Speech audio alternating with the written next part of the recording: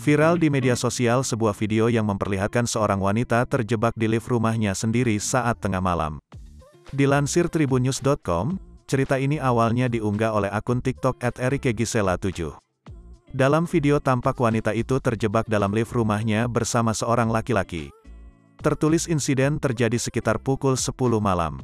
Dikonfirmasi tribunnews.com, cerita terjebak di lift rumah ini dialami oleh Erika Gisela atau disapa Gisel, 21, warga asli Jepara, Jawa Tengah. Peristiwa itu terjadi pada Selasa, tanggal 8 Februari tahun 2022, lalu sekitar pukul 22 waktu Indonesia Barat.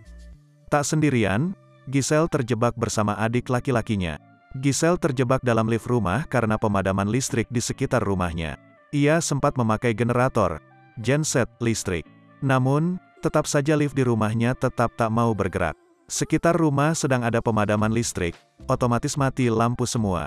Rumah saya pakai genset, ternyata genset saya enggak kuat naik, jadi liftnya macet, kata dia saat dihubungi, Jumat, tanggal 11 Februari tahun 2022.